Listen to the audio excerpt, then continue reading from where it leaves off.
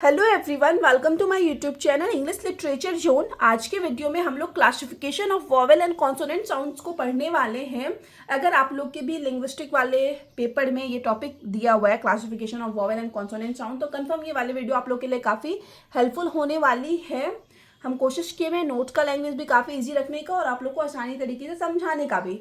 इस वीडियो को देखने के बाद इस टॉपिक से रिलेटेड कोई भी जो है प्रॉब्लम आपको कन्फर्म नहीं होगा। स्टार्ट करते हैं हम लोग। In English there are 26 letters. आप लोग को पता होगा कि अंग्रेजी में 26 लेटर्स होते हैं या फिर 26 अल्फाबेट्स होते हैं विच प्रोड्यूस 44 साउंड्स। और वो 26 अल्फाबेट्स मिलके ना 44 इट मीन्स 44 साउंड्स उत्पन्न करते हैं। कंटेनिंग 20 वॉवेल्स, जिसमें कि 20 वॉवेल साउंड्स होता है एंड 24 कॉन्सोनेंट साउंड्स होता है। ठीक है, ये चीज़ ध्यान रखिएगा ऑब्जेक्टिव के पॉइंट ऑफ व्यू से कि टोटल जो है 26 लेटर 44 साउंड्स प्रोड्यूस करते हैं, जिसमें कि 20 वॉवेल साउंड है और 24 कॉन्सोनेंट साउंड्स हैं। ठीक है, इससे रिलेटेड ऑब्जेक्टिव पूछता है। Classification of consonant sounds. अब आगे हम लोग कॉन्सोनेंट साउंड्स का वर्गीकरण पढ़ेंगे, किस तरीके से अलग अलग तरीके से बांटा गया कॉन्सोनेंट साउंड को।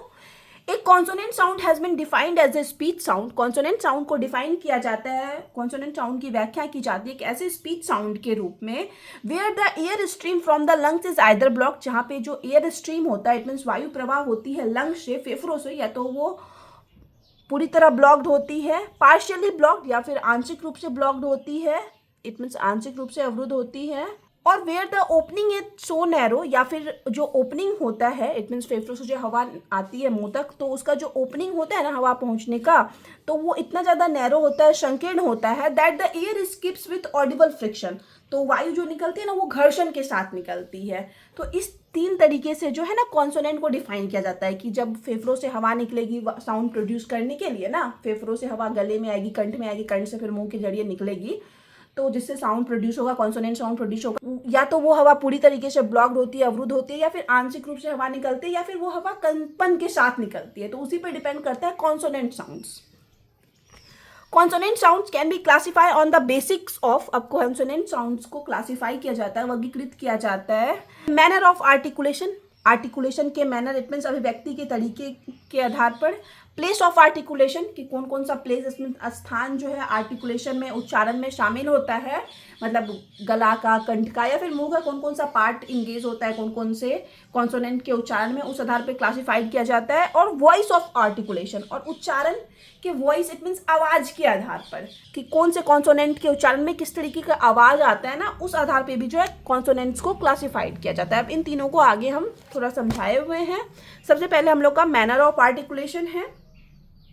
Manner of articulation refer to how the sound is produced. Manner of articulation जो है वो संबंधित है कि कैसे जो है साउंड को प्रोड्यूस किया जाता है, उत्पादित किया जाता है, and the way in which the air stream is modify as it passes through the vocal tracts. और किस तरीके से जो है एयर स्ट्रीम इट मीन्स जो है वायु की धारा वो मॉडिफाइड होती है, इट मीन्स संशोधित होती है जब वो वोकल ट्रैक्ट से इट मीन्स स्वाद तंत्र से गुजरती है। तो मतलब जो हवा निकलती है तो किस तरीके से उसमें संशोधन होता है कि वो एक तरह से साउंड बन जाती है, कोई वर्ड बन जाता है, कोई लेटर बन जाता है। तो उस चीज से मैनर ऑफ आर्टिकुलेशन जो है संबंधित होता है। On the basic of manner of articulation, manner of articulation के आधार पर consonant sounds can be classified into the following categories. Consonant sound को क्लासिफाइड किया जाता है, कॉन्सोनेंट साउंड को वर्गीकृत किया जाता है इन कैटेगरीज में।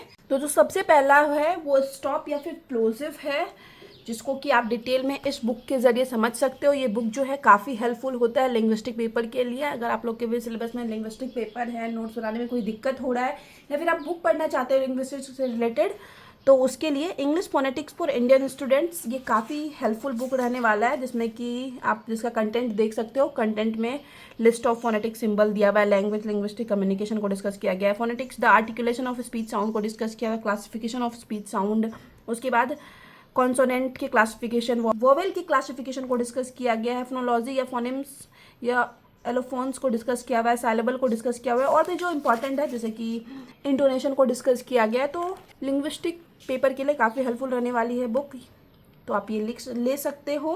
सबसे पहले हम लोग ये स्टॉप साउंड को समझते हैं। तो इसमें क्या होता है ना कि both oral and nasal passage of air are completely closed, मतलब पूरी तरह से जो है हवा जो निकलती है फेफड़ों से या फिर नाक के माध्यम से या फिर मुंह के माध्यम से निकलती है, तब साउंड प्रोड्यूस होता है। तो वो जो हवा है ना पूरी तरीके से पहले क्लोज होती है, पूरी तरीके से जो वो हवा है वो नहीं निकल पाती है, ब्लॉक्ड होती है, और सडन रिलीज, और उस हवा को अचानक से फिर रिलीज किया जाता है, और इसके ज़रिए जो साउंड प्रोड्यूस किया जाता है वो पी, बी, टी, डी, के, जी, इस तरीके का साउंड जो है प्रोड्यूस किया जाता है। इसको हम लोग क्या कहते हैं, प्लोजिव या फिर स्टॉप कहते हैं।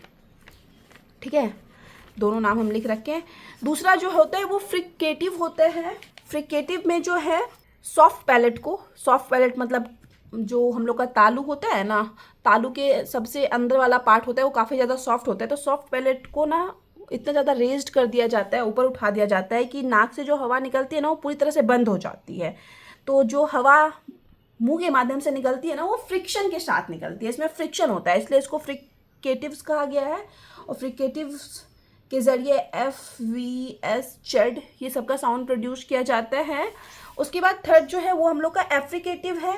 एफ्रिकेटिव में पहले कंप्लीट क्लोजर, पहले पूरी तरीके से बंद होता है, और उसके बाद धीरे धीरे हवा को रिलीज़ किया जाता है। पहले हवा को पूरी तरीके से ब्लॉक किया जाता है और धीरे धीरे रिलीज़ किया जाता है हवा को। उसके बाद फोर्थ जो है नेज़ल। नेज़ल में जो ऑरल वाला पार्ट होता है वो है, उससे हवा नहीं निकलता बल्कि नाक से हवा निकलता है। ठीक है, और इसके माध्यम से जो है एम, एन ये सब साउंड प्रोड्यूस किया जाता है। लिक्विड, लिक्विड में जो है इट मीन साउंड के प्रोडक्शन में जो है थोड़ा सा रुकावट आता है, लेकिन किसी भी तरह का घर्षण नहीं होता है, और लिक्विड के माध्यम से जो है एल या फिर आर का साउंड प्रोड्यूस किया जाता है। और जो सबसे एंड वाला है ग्लाइड, इसमें जो वायु प्रवाह होता है वो भी थोड़ा सा ऑब्स्ट्रक्शन के साथ, इट मीन्स थोड़ा सा रुकावट के साथ उत्पन्न होता है। इसमें जो साउंड इसके हेल्प से प्रोड्यूस किया जाता है वो वाई या फिर डब्ल्यू का साउंड प्रोड्यूस किया जाता है। तो ये हम लोग मैनर ऑफ आर्टिकुलेशन पढ़ लिए थोड़ा बहुत, आप चाहो तो इसको और भी डिटेल में लिख सकते हो, इन सारे टर्म्स को डिफाइन कर सकते हो। अब नेक्स्ट जो हम लोग का आता है वो प्लेस ऑफ आर्टिकुलेशन आता है, कि आर्टिकुलेशन के इट मीन्स उच्चारण के स्थान के आधार पर किस तरीके से हम लोग कॉन्सोनेंट को क्लासिफाइड करते हैं, वर्गीकृत करते हैं, वो पढ़ेंगे। Place of articulation refers to which articulators. Place of articulation जो है उन आर्टिकुलेटर्स इट मीन्स उन ध्वनि प्रोड्यूस करने वाले अंगों से संबंधित है, are involve in the production of a particular sound, जो कि किसी भी पार्टिकुलर साउंड के प्रोडक्शन में जो भी अंग इन्वॉल्व होते हैं ना, तो उन्हीं से संबंधित होता है प्लेस ऑफ आर्टिकुलेशन जो है। On the basic of place of articulation, place of articulation के आधार पर जो है ना कॉन्सोनेंट्स साउंड्स को जो डिवाइड किया गया है, क्लासिफाइड किया गया है, वो इनमें क्लासिफाइड किया गया है 6 पार्ट्स में हम लिखे हुए हैं। वैसे तो कहीं कहीं पे आपको 8, 10 इस तरीके से मिलेगा, लेकिन नॉर्मली आपको ये 6 ध्यान रखना है। इन 6 को भी जो है डिटेल में इस बुक में समझाया गया है। यहाँ पे नॉर्मली हम आपको टेबल के माध्यम से समझाते हैं। सबसे पहला जो है बाइलेवियल, बाइलेवियल में जो है लोअर लिप्स और अपर लिप्स के हेल्प से साउंड प्रोड्यूस किया जाता है, जैसे प, ब, एम, इन सब का साउंड जो है बाइलेवियल के माध्यम से प्रोड्यूस किया जाता है। इसमें दोनों लिप्स एक साथ कम करते हैं। उसके बाद जो सेकेंड डिस्कस कर रखे हैं हम डेंटल, जिसको कि हम लोग इंटरडेंटल भी कहते हैं। इसमें जो है टिप और ब्लेड ऑफ द टंग, मतलब टंग का, जीव का जो सबसे टिप वाला आगे वाला एरिया होता है वो, और फिर अपर फ्रंट टिथ, मतलब हम लोग का ऊपर वाला जो दांत होता है ना उसका अपर पार्ट, दोनों एक साथ मिलकर साउंड प्रोड्यूस करते हैं। जैसे कि ट का साउंड हो गया, वो का साउंड हो गया, या फिर थ का साउंड हो गया। तो इसमें क्या होता है, टंग का टिप वाला पार्ट और दांत का जो है ना मतलब अपर वाला पार्ट वो इंगेज होता है। उसके बाद थर्ड जो है हम लोग का वो है एल्वियो। एल्वियो में जो है टिप और ब्लेड ऑफ द टंग, इसमें भी टंग का टिप वाला फ्रंट वाला पार्ट इंगेज होता है। और the teeth rigid, teeth rigid it means हो जाता है दांत का जो ऊपर वाला, जहाँ से दांत कनेक्ट होता है ना मसूड़ों से, गम्स से, तो उस दोनों पार्ट के हेल्प से जो है एल्वियो वाला साउंड्स प्रोड्यूस करते हैं। जैसे टी, ट, ड, स, जेड, ज का साउंड जो है इन एल्वियोर के हेल्प से प्रोड्यूस किया जाता है। उसके बाद जो फोर्थ है हम लोग का वो पैलेटल है। पैलेटल में जो है फ्रंट ऑफ द टंग, टंग के फ्रंट इट मीन्स हम लोग बोल सकते हैं आगे वाला टंग का यूज किया जाता है। एंड हार्ड पैलेट, और हार्ड पैलेट इट मीन्स हम लोग का जो तालू है ना, ऊपर टंग के ऊपर जो तालू होता है वो काफी हार्ड होता है, तो उसी को हार्ड पैलेट कहा जाता है। उन दोनों के हेल्प से यहाँ पे साउंड प्रोड्यूस किया जाता है। जैसे ज का साउंड जो है वो पैलेटल के हेल्प से प्रोड्यूस किया जाता है। उसके बाद back of the tongue and soft palate, जो वेलर का साउंड है, वेलर हम यहाँ लिख रखे हैं, वेलर का साउंड है वो बैक ऑफ द टंग, मतलब टंग के जीभ के पीछे वाले एरिया, और सॉफ्ट पैलेट इट मीन्स मतलब तालू का जो स्टार्टिंग वाला एरिया होता है वो हार्ड पैलेट होता है, क्योंकि वो बहुत ज़्यादा कड़ा होते हैं और तालू की जो अंदर वाला एरिया होता है ना, जो धीरे धीरे कंठ के पास जाते हैं तो वो धीरे धीरे सॉफ्ट होता जाता है, तो उसको सॉफ्ट पैलेट कहा जाता है। तो बैक ऑफ द टंग, टंग का पीछे वाला पार्ट और सॉफ्ट पैलेट मिलकर जो है वेलर वाला साउंड प्रोड्यूस करते हैं। इसमें जो है क ग, इसका अर्थ होता है न और ग का साउंड जो जैसे कि किंग में एक साथ प्रोड्यूस किया जाता है। तो ये सारा साउंड जो है वो बैक ऑफ द टंग और सॉफ्ट पैलेट के हेल्प से प्रोड्यूस किया जाता है। और सबसे आखिरी जो है वो ग्लोटल लिख रखे हैं। ग्लोटल जो है यहाँ पे, उसमें the vocal cords, vocal cords it means कंठ में ना एक पार्ट होता है वोकल कॉर्ड, हम जो पढ़ा रखे हैं ना ऑर्गेन्स ऑफ स्पीच साउंड, तो उसमें पिक्चर के माध्यम से, पिक्चर के जरिए ये सारा चीज़ को समझाए हुए हैं और इसके माध्यम से ह का साउंड मोस्टली प्रोड्यूस होता है। ठीक है, तो आप यहाँ पे समझ गए होंगे प्लेस ऑफ आर्टिकुलेशन को भी।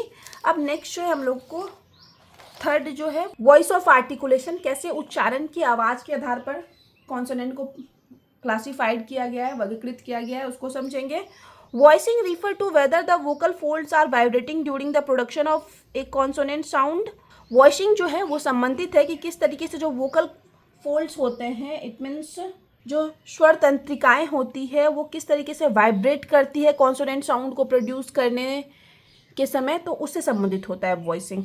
On the basic of voice of articulation, voice of articulation it means articulation की आवाज़ के आधार पर consonant sounds can be classified at, consonant sound को क्लासिफाइड किया गया है वॉइस्ड या फिर वॉइसलेस में। वॉइस जो होता है ना, उन साउंड के प्रोडक्शन में कंठ में ना आप कंपन फील कर सकते हो, वाइब्रेशन फील कर सकते हो, जैसे कि हम लोग बोल सकते हैं बी, डी, जी, वी। आप इन सब साउंड के प्रोडक्शन में ना कंठ में जो है वाइब्रेशन होता है, और वॉइसलेस में जो है वो वाइब्रेशन नहीं होता है, जैसे कि पी, टी, के, एफ, जी, एस, ये सब साउंड को प्रोड्यूस करते हैं, इसमें कोई वाइब्रेशन नहीं होता है वोकल कॉर्ड में, इतने स्वतंत्रिकाओं में या फिर कंठ में हम लोग बोल सकते हैं, तो उसको वॉइसलेस साउंड कहा जाता है। उसके बाद आगे हम 24 कॉन्सोनेंट साउंड्स कौन कौन से होते हैं वो लिखे हुए हैं। ये टेबल आप लोग को ध्यान रखना है क्योंकि आप लोग के सिलेबस में कन्फर्म फोनेटिक ट्रांसक्रिप्शन दिया होगा, फोनेटिक या फिर फोनेमिक ट्रांसक्रिप्शन ऑफ वर्ड्स, तो उसके लिए काफ़ी हेल्पफुल होता है ये टेबल। तो वो फोनेमिक ट्रांसक्रिप्शन या फोनेटिक ट्रांसक्रिप्शन के लिए ना ये आपको कॉन्सोनेंट साउंड्स का टेबल ध्यान रखना है। आपको समझाते हैं। सबसे पहले पी, इट मीन्स इसके ज़रिए प का साउंड प्रोड्यूस किया जाता है, टी के ज़रिए ट, और ये जो दिया हुआ है उसके ज़रिए च का साउंड प्रोड्यूस किया जाता है। फिर मतलब CH अगर कहीं पे वर्ड में लिखा रहे ना तो उसके लिए जो फोनेमिक ट्रांसक्रिप्शन का सिंबल है वो ये वाला यूज किया जाता है। के जो है क साउंड के लिए यूज़ किया जाता है। फ साउंड के लिए एफ का यूज़ किया जाता है। थ, इट मीन्स TH कहीं भी वर्ड में आ जाए ना उसके लिए फोनेमिक ट्रांसक्रिप्शन करते समय ये वाला सिंबल यूज़ किया जाता है। उसके बाद एस के लिए स, और ये वाला जब तालम स का प्रोनाउंसिएशन आ रहा हो, कहीं पे SH आ रहा हो कोई भी वर्ड में, तो उसके लिए ये वाला सिंबल यूज़ किया जाता है फोनेमिक ट्रांसक्रिप्शन या फोनेटिक ट्रांसक्रिप्शन करते समय वर्ड का। ब साउंड के लिए बी का यूज़ किया जाता है। ड के लिए डी, जेड, इट मीन्स यहाँ पे जो ज साउंड होता है ना, जैसे जज, JUDGE, जज, तो ज वाले साउंड के लिए जो है ये सिंबल यूज़ किया जाता है। ग के लिए जी वाला व किया जाता है। उसके बाद ये जो साउंड है ये TH, इट मीन्स TH, जहाँ पे एक तो था TH, तो ये सिंबल यूज़ करेंगे फोनेटिक ट्रांसक्रिप्शन करते समय वर्ड का, या फिर अगर TH का मतलब द हो जाए, इट मीन्स दिस या फिर दैट लिखा हो तो इसमें TH का प्रोनाउंसिएशन द होता है, तब वहाँ पे ये वाला सिंबल यूज़ करेंगे। Z, इट मीन्स जो हम लोग ज का प्रोनाउंसिएशन कर रहे हों साइज जैसे कि वैसे वर्ड में ये Z सिंबल यूज़ करेंगे। फिर ये जो है ये र और ज के प्रोनाउंसिएशन के लिए ये वाला सिंबल यूज़ किया जाता है, जैसे कि प्लेजर, या फिर हम लोग मेज़र लिख रहे हों तो इसमें र ज का प्रोनाउंसिएशन एक साथ आता है, उसके लिए ये सिंबल यूज़ किया जाता है। म के लिए M का, न के लिए N का, और ये वाला हम समझाए थे N, न और ग, मतलब किंग लिखा रहे उसमें जो है न और ग का प्रोनाउंसिएशन एक साथ आता है, तो उसमें जो है ये वाला जो है सिंबल यूज़ किया जाता है फोनेटिक ट्रांसक्रिप्शन करते समय। ह के लिए H, ये ल के लिए L, र के लिए R, फिर व के लिए W, जैसे कि कहीं पे लिखा हुआ हो वाट, तो ये वो के लिए डब्ल्यू वाला साउंड यूज़ किया जाता है। सबसे एंड में जो ये जे है, तो यह साउंड के प्रोनाउंसिएशन के लिए ये जे वाला सिंबल का यूज़ किया जाता है। अब हम यहाँ पे आपको 2-3 वर्ड का फोनेटिक ट्रांसक्रिप्शन करके दिखाते हैं। वैसे तो कॉन्सोनेंट साउंड और ये जो वोवेल साउंड है ना, दोनों का आपको चार्ट याद रखना है फोनेटिक ट्रांसक्रिप्शन के लिए, लेकिन यहाँ पे 1-2 वर्ड समझा के आपका थोड़ा सा डाउट क्लियर करते हैं। जैसे कि एक वर्ड दिया हुआ है स्कूल, इसका आपको फोनेटिक ट्रांसक्रिप्शन करना है शो। अभी फोनेटिक ट्रांसक्रिप्शन करते समय जो है, सबसे पहले आपको एक लाइन डालना होता है किसी भी वर्ड के दोनों साइड। उसके बाद शो का हम लोग पढ़े थे फोनेटिक ट्रांसक्रिप्शन, शो कहाँ लिखे हुए हैं, शो का ऐसी होता है। उसके बाद क का प्रोनाउंसिएशन आता है शो के बाद, तो क का भी के ही होता है। फिर डबल ओ के लिए जो है ये वाला सिंबल यूज़ किया जाता है, और लॉ के लिए एल का यूज़ किया जाता है। तो इस तरीके से स्कूल वर्ड का फोनेटिक ट्रांसक्रिप्शन या फिर फोनेमिक ट्रांसक्रिप्शन होगा। एक और वर्ड लेते हैं बैट, सबसे इजी वर्ड है। तो ब का तो फिर से ऐसे लाइन डालेंगे फोनेमिक ट्रांसक्रिप्शन करने से पहले। ब का तो बी ही होता है। ए, बैट में ए साउंड आता है बीच में, तो bat.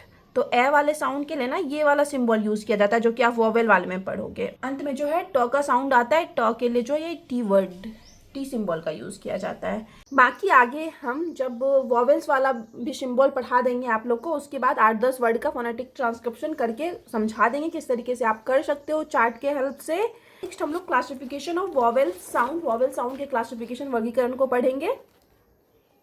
Vowels may be defined as a speech sound in the production of which there is no obstruction, partial or complete of the air passage। मतलब वोवेल साउंड्स को इस तरीके से डिफाइन किया जा सकता है, या फिर वोवेल साउंड का इस तरीके से व्याख्या किया जा सकता है, जिसमें कि क्या होता है ना, स्पीच साउंड के प्रोडक्शन में जो है ना किसी भी तरह का जो है ऑब्स्ट्रक्शन, पार्शियल इट मीन्स आंशिक रूप से ऑब्स्ट्रक्शन, आंशिक रूप से रुकावट, या फिर पूरी तरीके से रुकावट जो है उत्पन्न नहीं होता है। मतलब कॉन्सोनेंट साउंड के प्रोनाउंसिएशन में रुकावट उत्पन्न होता है पार्शियल रूप से या फिर कंप्लीट भी, लेकिन जो है वोवेल साउंड के प्रोडक्शन में किसी भी तरीके का रुकावट उत्पन्न नहीं होता है। Another quality of vowel is that, और जो दूसरा और क्वालिटी है वोवेल का वो है vocal cords vibrating during their articulation. कि जब वोवेल साउंड को प्रोड्यूस किया जाता है ना, तो उस समय वोकल कॉर्ड्स जो है ना, इट मीन्स स्वर तंत्रिकाएं जो है ना वो वाइब्रेट करती है, कंपन करती है। वोवेल्स में भी classified on the basic of, vowels को क्लासिफाई किया जा सकता है इन बेसिस पे, इन आधार पे, पोजीशन ऑफ लिप्स, लिप्स के पोजीशन के आधार पर, according to the position of lips, lips के पोजीशन के अनुसार। वोवेल्स में भी classified as rounded and unrounded vowels, vowels को क्लासिफाई किया जाता है राउंडेड और अनराउंडेड वोवेल्स के रूप में। The part of tongue raise, tongue का जो है कौन सा पार्ट जो है रेज्ड हो रहा है, इट मीन्स ऊपर उठ रहा है, उस आधार पे भी वोवेल को क्लासिफाइड किया जाता है। According to the part of the tongue, मतलब टंग के जीव के भाग के आधार पर कि जीव का कौन सा भाग रेज्ड होता है, ऊपर उठता है। वोवेल्स में भी क्लासिफाइड है, तो उस आधार पर वोवेल को जो क्लासिफाई किया जाता है वो फ्रंट, सेंट्रल और बैक वोवेल्स के रूप में किया जाता है क्लासिफाइड। अब जो थर्ड है, the height of which is raised, मतलब किस हाइट तक, किस ऊंचाई तक जो टंग उठती है ना ऊपर वोवेल साउंड के प्रोडक्शन के टाइम, तो वो किस ऊंचाई तक टंग उठती है, उस आधार पे भी वोवेल साउंड को क्लासिफाई किया जाता है। According to the height to which the tongue is raised, मतलब टंग के ऊपर उठने के ऊंचाई के आधार पर वोवेल्स में भी क्लासिफाइड है। वोवेल को उस आधार पर जो क्लासिफाई किया जाता है ओपन, क्लोज्ड, हाफ ओपन और हाफ क्लोज्ड वोवेल के रूप में वर्गीकृत किया जाता है। अब है टाइप्स ऑफ वोवेल्स, वोवेल्स के प्रकार को पढ़ लेते हैं। Vowels can be classified into 2 types. Vowels को जो वर्गीकृत किया जाता है वो 2 तरह के वोवेल्स में वर्गीकृत किया जाता है। सबसे पहले होते हैं मोनोप्थोंग्स, जिसको कि हम लोग प्योर वोवेल्स भी कहते हैं। दूसरे जो होते हैं डिप्थोंग्स होते हैं। तो सबसे पहले मोनोप्थोंग को समझ लेते हैं। A pure vowel is a sound, pure vowel जो है एक साउंड होता है that is articulated at the beginning, जिसको कि आर्टिकुलेट किया जाता है, जिसका उच्चारण किया जाता है बिगिनिंग में, इट मीन्स स्टार्टिंग में किसी भी वर्ड के। Pure vowels are also known as monophthongs, pure vowels को जो है मोनोप्थोंग्स के भी नाम से जाना जाता है। As they provide single sound while pronouncing the word, क्योंकि ये ना सिर्फ सिंगल साउंड, मतलब एक ही साउंड प्रोड्यूस करते हैं वर्ड को प्रोनाउंस करते समय, वर्ड के उच्चारण के समय ना एक ही साउंड जो है ये उत्पादन करते हैं, इस वजह से इन्हें मोनोप्थोंग्स भी कहा जाता है। देयर आर 12 वोवेल्स की वजह से बदले यहाँ पे मोनोप्थोंग्स लिख लीजिएगा कि टोटल जो है 12 मोनोप्थोंग्स होते हैं। यहाँ पे 12 मोनोप्थोंग्स का चार्ट दे रखे हैं जो कि आपको ध्यान रखना है। तो ये जो सिंबल है दीर्घई वाले साउंड के लिए यूज किया जाता है। जैसे कि कोई वर्ड है हम लोग का फिट, इसमें ई का साउंड काफ़ी लंबा, मतलब ई का साउंड थोड़ा खिंचता है, या फिर शिट, इसमें ई का साउंड खिंच रहा है। तो ऐसे वर्ड के लिए जो सिंबल यूज़ किया जाता है फोनेटिक ट्रांसक्रिप्शन करते समय, वो ये वाला सिंबल यूज़ किया जाता है। जैसे कि हम आपको फिट का करके बताते हैं, फॉ का जो होता है एफ हो जाएगा, और ई का साउंड जो है ये थोड़ा खिंच रहा है, तो ये वाला सिंबल हम लोग यूज़ करेंगे आई, उसके बाद ये बिंदी, और उसके बाद अंत में जो है टी है, ट साउंड के लिए सेम टी ही यूज़ किया जाता है। तो यहाँ पे हो गया फिट वर्ड का फोनेमिक ट्रांसक्रिप्शन। ये आई जो है ये हर्षई के लिए यूज़ किया जाता है, जैसे कि किल जैसे वर्ड के लिए, लिटिल जैसे वर्ड के लिए, मतलब जहाँ पे छोटा सा ई का यूज़ किया गया हो, ई के साउंड को खींचा नहीं गया हो, जिसमें ई के साउंड को इसमें वाले में खींचा जाता है, थोड़ा लंबा चलता है ई का साउंड। ये हर्षऊ के साउंड के लिए यूज़ होता है, जैसे कि पुट वर्ड है, तो यहाँ पे अगर पुट का फोनेमिक ट्रांसक्रिप्शन करें तो प का तो पी ही हो जाता है, लेकिन यू के लिए हम लोग कौन सा वर्ड यूज़ करेंगे, यू के लिए यहाँ पे हम लोग ये वाला सिंबल यूज़ करेंगे, और ट के लिए तो टी ही यूज़ किया जाता है। तो इस तरीके से पुट वर्ड का फोनेमिक ट्रांसक्रिप्शन हो जाएगा। उसके बाद ये जो है दीर्घऊ साउंड के लिए सिंबल यूज़ किया जाता है, जैसे कि मून, दीर्घऊ साउंड में भी ना ऊ साउंड को थोड़ा खींचा जाता है, मून, रूम। अब मून का अगर हम फोनेमिक ट्रांसक्रिप्शन करें तो म का तो एम ही हो जाएगा, उसके बाद डबल ओ का ये वाला सिंबल यूज़ हो जाएगा, एंड न का तो फिर एन ही होता है। ठीक है, तो इस तरीके से मून का फोनेमिक ट्रांसक्रिप्शन हो जाएगा।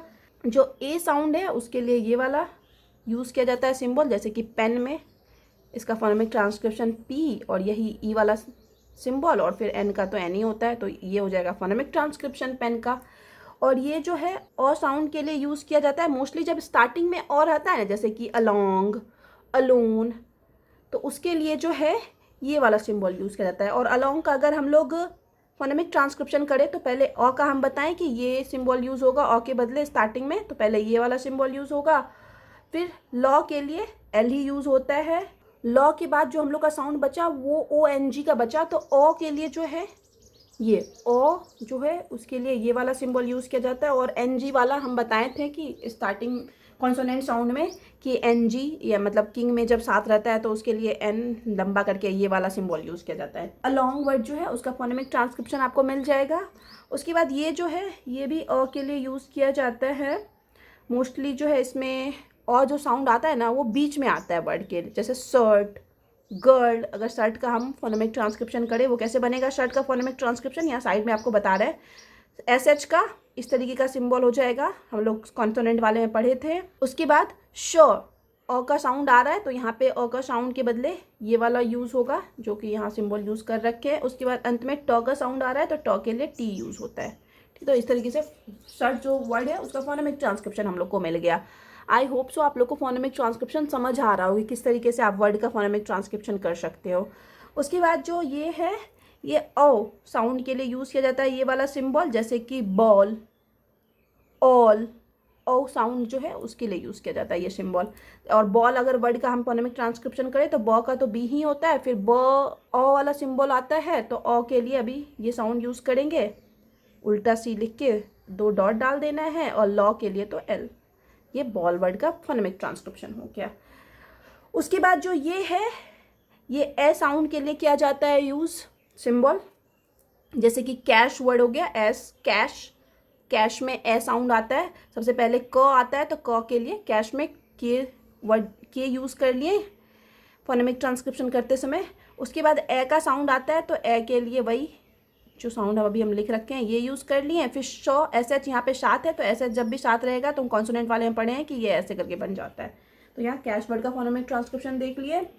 उसके बाद ये भी जो है सिंबल ओ के लिए ही यूज़ किया जाता है, जैसे कि कम जो वर्ड है उसमें यूज़ किया जाता है। यहाँ भी कम में पहले के का हो जाएगा के, फिर क के बाद अ का प्रोनाउंसिएशन आता है, अ का प्रोनाउंसिएशन आता है तो उसके लिए ये, फिर म के लिए एम। उसके बाद जो नेक्स्ट है ये आ के लिए यूज़ किया जाता है, जैसे कि फादर, फादर वर्ड जो है उसमें आ का प्रोनाउंसिएशन आता है, फॉ में आकर फा होता है ना फादर, तो फॉ के लिए भी पहले फॉ के लिए तो एफ होता है, फिर आक वाला साउंड यूज़ करेंगे फोनेमिक ट्रांसक्रिप्शन करते समय, ये आ वाला साउंड हो गया। फिर द, टी एच हम बताए थे जब भी साथ रहे तो उसमें कॉन्सोनेंट वाले में ऐसे कट करके यूज़ होता है सिंबल।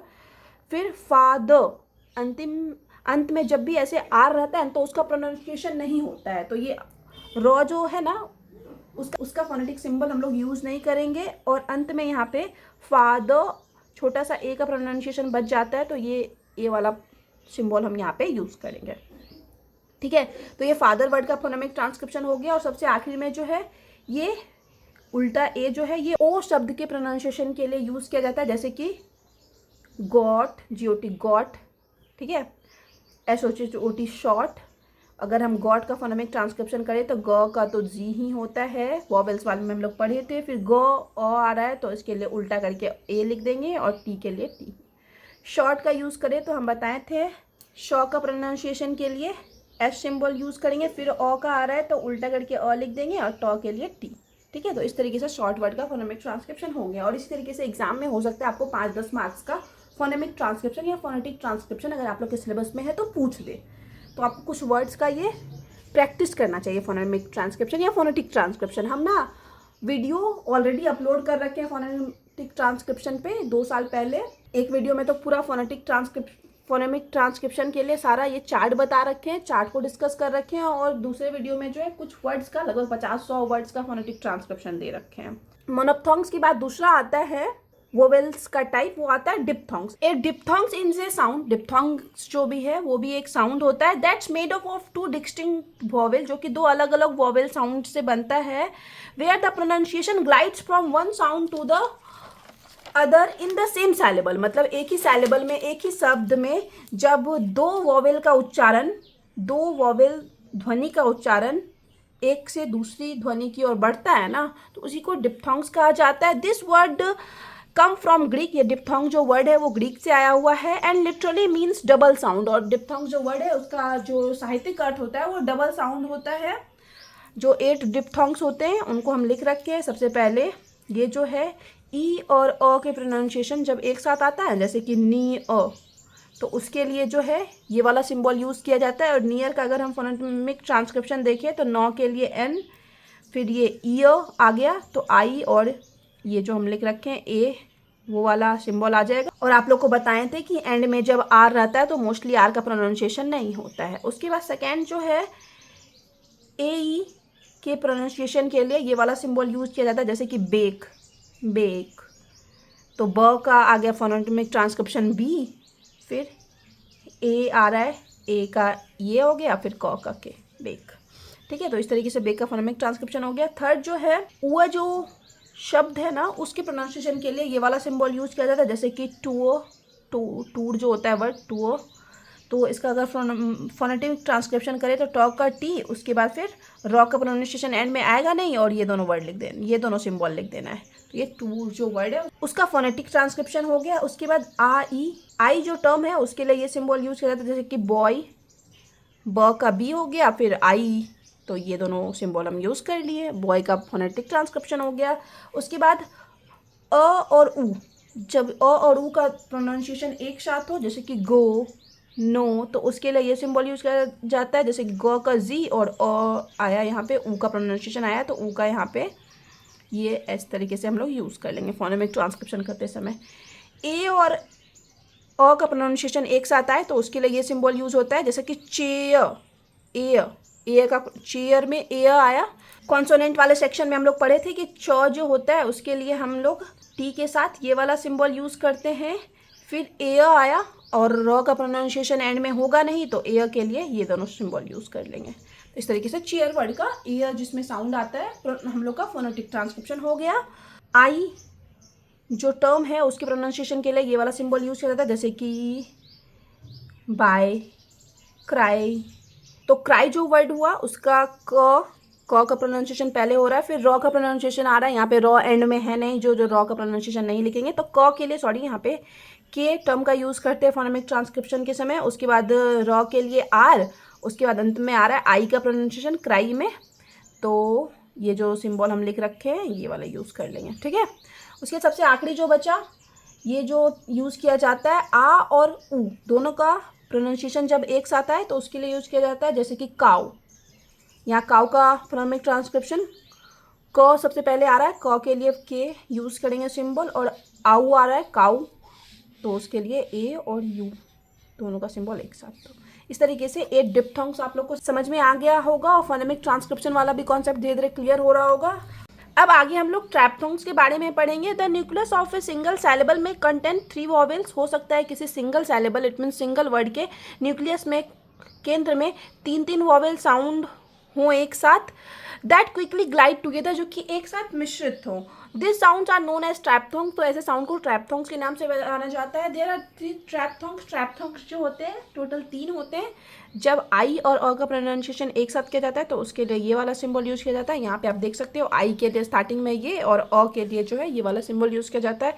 जब आउ और अ का किया जाता हो तो इसके लिए ये यूज़ किया जाता है, और अंत में आई और अ का किया जाता है तो ये वाला जो आई है दीर्घई वाला बॉय, और अ का प्रोनाउंसिएशन किया जाता है तो उसके लिए ये सिंबल यूज किया जाता है। सबका एक एग्जांपल देख लेते हैं। जैसे कि जो वर्ड है फायर, वो इसका एग्जांपल हो जाएगा। फायर का फोनेमिक ट्रांसक्रिप्शन करे तो फ का सबसे पहले आप लोग को पता होगा एफ होता है, और आई आ रहा है एंड में, तो ये पहले ये वाला सिंबल यूज कर लेंगे, और आखिर में रॉ है तो रॉ का प्रोनाउंसिएशन होगा नहीं, तो इस तरह से फायर का फोनेमिक ट्रांसक्रिप्शन हो गया। फिर जो है आउ और अ का प्रोनाउंसिएशन, जैसे कि हम लोग देख सकते हैं पावो या फिर फ्लावर जो वर्ड है उसमें किया जाता है। अगर फ्लावर का फोनेमिक ट्रांसक्रिप्शन करे तो फ का फिर से एफ होगा, फिर लॉ का प्रोनाउंसिएशन आता है तो जिसके लिए हम एल सिंबल का यूज़ करेंगे। फिर ये वाला आ रहा है आउ फ्लावो, तो ए ये और ये यूज़ किए, और रॉ का प्रोनाउंसिएशन एंड में आएगा नहीं, तो यहाँ पे ख़त्म हो गया फ्लावर का फोनेमिक ट्रांसक्रिप्शन। और एंड में आई और अ का प्रोनाउंसिएशन जब एक साथ आए, जैसे कि एम्प्लॉयर, ठीक है। और एम्प्लॉयर वर्ड का अगर फोनेमिक ट्रांसक्रिप्शन करे तो ई का हो जाता है आई, म का एम, पी का फिर एल का भी एल ही हो जाता है, ऑय आ रहा है तो फिर अब ये वाला सिंबल यूज़ कर लेंगे जो हम यहाँ पे लिख रखे हैं ट्रैप्थोंग्स में एंड में, ठीक है। तो इस तरीके से हम लोग का ख़त्म हो गया ट्रैप्थोंग्स वाला भी सेक्शन। बाकी अगर आप प्रैक्टिस करोगे तो ये फोनेमिक ट्रांसक्रिप्शन आपको समझ में आ जाएगा। फोनेमिक ट्रांसक्रिप्शन को अच्छे से समझना हो तो हम बताएं, एक वीडियो अलग से अपलोड है, उससे आप समझ सकते हो। बाकी कोई दिक्कत हो तो उसके लिए आप हमको टेलीग्राम या फिर इंस्टाग्राम पे मैसेज कर सकते हो। टेलीग्राम और इंस्टाग्राम का लिंक आपको इस वीडियो के डिस्क्रिप्शन बॉक्स में या फिर चैनल के अबाउट वाला सेक्शन में मिल जाएगा। मिलते हैं नेक्स्ट वीडियो में नेक्स्ट टॉपिक के साथ।